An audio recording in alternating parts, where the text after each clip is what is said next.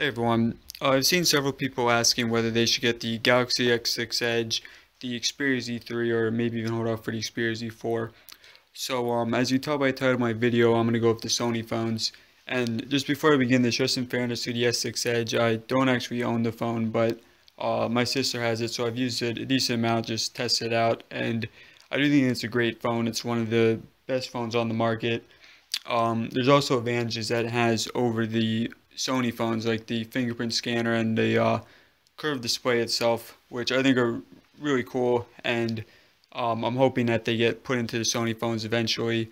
But ultimately, there's three major factors, which are why I think that the Sony phones are better than the Galaxy S6 Edge. So the first of these is the battery life. And so for the S6 Edge, the battery life isn't terrible by any means, but it's just average. Uh, it should last you about a day on moderate use, but if you're on heavy use, it probably won't. Whereas with the Z3, Sony claims 2-day battery life, and for the most part, that's pretty true. If you're doing heavy usage, you can expect to get about a day at least out of it, which is, I mean, this is one of the, you can look online for yourself, but it's one of the best batteries, if not the best battery in a smartphone. So, of course, with the S6 Edge, you no longer have the removable batteries like you did in the past. I used to have the Z3, or not the Z3, the Galaxy S3, and it was good being able to swap out batteries, but since that's not a feature anymore, I would need it, I would want the battery to be a great battery like the Z3 has. Um, yeah, just because, if your phone dies on you, it becomes completely worthless. So any advantages that the uh, S6 Edge has over the Z3 just become obsolete once that happens. So that's the first reason. The second reason is memory card. So for the S6 Edge, it no longer accepts SD cards. You saw at the top of my screen a minute ago, I got a notice.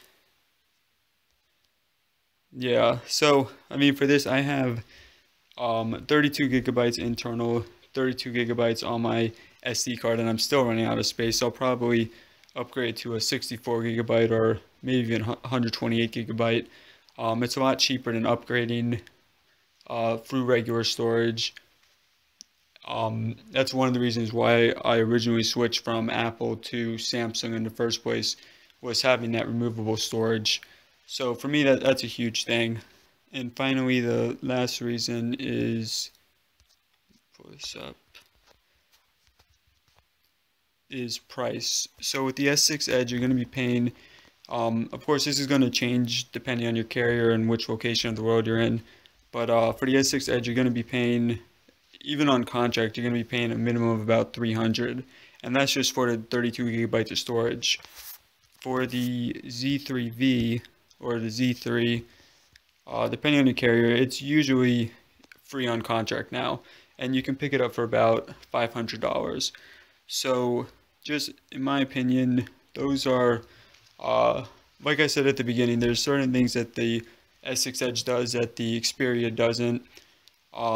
That are really great features, and there's also some things I didn't mention in this video, like the PS4 remote play, the waterproofing, Sony software itself, which are all advantages that Sony's phone has. So yeah, those are my reasons for going with it, with the Sony phones. You all might have different opinions, but yeah, I think they're both great phones. You can't go wrong either way, but I'd recommend the Sony phones. So if you have any questions about it, just please let me know in the comments.